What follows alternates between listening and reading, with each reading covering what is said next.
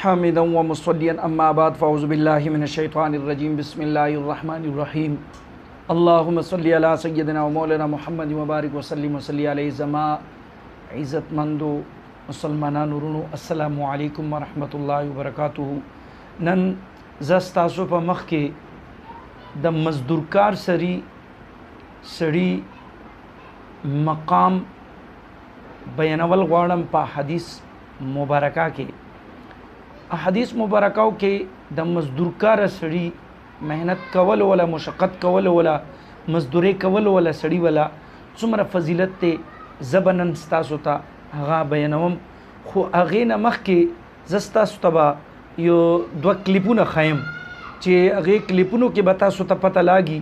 چې مزدوري مشقت محنت کول دا څومره ګران کار دی او بیا هغې باندې الله هغې له اجر څومره ورکوي. ډېر ګران کار دی او هغې باندې الله پاک تېنه ډېر زیات خوشحالیږي. حدیث مبارکه کې راځي رسول الله مبارک فرمایي الکاسب حبیب الله، کسب کوونکی دا د الله دوست دی، الله حبیب دی. نو ستاسو به ما چینل سبسکرایب کوئ به او لایک شیر به هم کوئ چې دا یو پیغام خپلو مسلمانانو وروڼو مزدورکارو خلکو ته ورسیږي چې هغوی ته هم پته ولګي چې د مونږه چې د کور نه وتلي یو اور بیا چې دی مونږ دوه میاشتې دوه کاله پنځه کاله خپل کلی وطن نه بهر وو، نو د هغې مونږ له الله پاک څومره لوی اجر راکوي. اول خو زه تاسو ته دا ښایم چې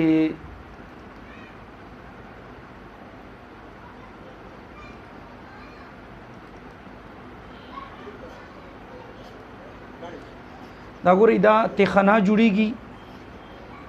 تخانه جوړیږي دا ټولې پلرې پکې ودرېږي او دا تخانه جوړه دی او دا مزدورکاره خلک په دې دا بره پې راپرېوت، دا خاورې لاندې رالو بره پې دیوال هم راغې ده مو لیدو. یو بل هغه کې ګورم ستاسو ته ښایمه چې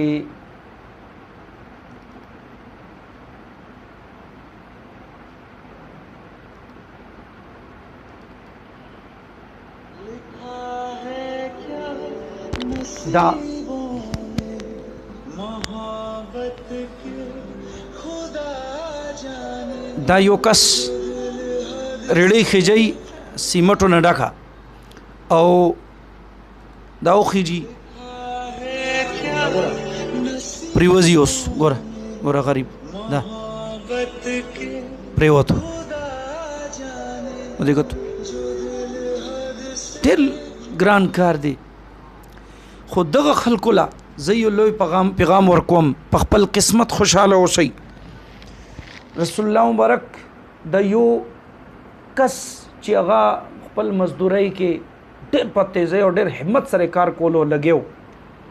صحابه کرام هم ورسره وو.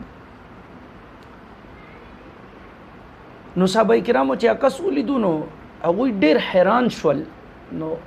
تعجب یې وکړو، حیران شول. رسول الله مبارک ته فرمایي چې یا رسول الله صلی الله علیه وسلم دې کس په خپل مزدورۍ کې دومره همت او تیزی سره لګی دی، که دغه کوشش دا محنت دا تیزی دا همت دا د الله په لاره کې کړی وی نو څومره بدله ښه وی. نو رسول الله مبارک ورته فرمایي چې ما صحابه کرامو ان کان خرج یسعى علی ولده صغارا فهو فی سبیل الله، چې څوک د خپلو مشومانو بچوله د رزق حلال ګټلو دپاره هغه د کور نه ووځي نو دا د الله په لاره کې دی، دا الله په لاره کې دی. او بیا مخکې ورته فرمایي چې ما صحابه وان خرج یسعى علی ابوین شیخین کبیرین فهو فی سبیل الله، که څوک د خپل بوډاګانو یعنی مور و پلار د روزۍ ګټلو د خاطره وځي نو دام د الله په لاره کې دی. بیا مخکې ورته فرمایي چې وان کان یسعى علی نفسه یعفها فهو فی سبیل الله، که څوک د کوشش دې دپاره چې دا د الله رزق حلال ګټلو دپاره وځي او دا کوشش کوي چې زه چاته لاس اوننیسم رزق حلال دی ګټي، نو رسول الله مبارک فرمای ما صحابه دا سړی هم الله په لاره کې دی. بیا مکه ورته فرمایي چې وان کان خرج ریاء ومفاخرة فهو فی سبیل الشیطان، څوک چې د ریاکارۍ دپاره ووځي د کور نه چې زه به پیسې وګټم، زه به گاډي والم چې خلکو ته پته ولګېږي، چې خلک به وایي چې ماشاءالله ډېر لوی ښایسته گاډی واخیستو، یا نور هم داسې ریا دپاره حاصلولو لپاره دولت یعنی رزق ګټلو دپاره د کور نه وتو، نو هغه شیطان په لاره کې دی. نو زه دعا کوم چې الله دې دغو خلکو بخنه وکړي، مغفرت دې الله پاک وکړي. خو مزدوري کول ډېر ګران کار دی، او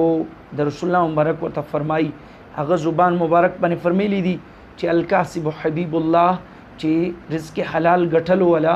محنت کولو والا، کسب کولو والا دا د الله دوست دی.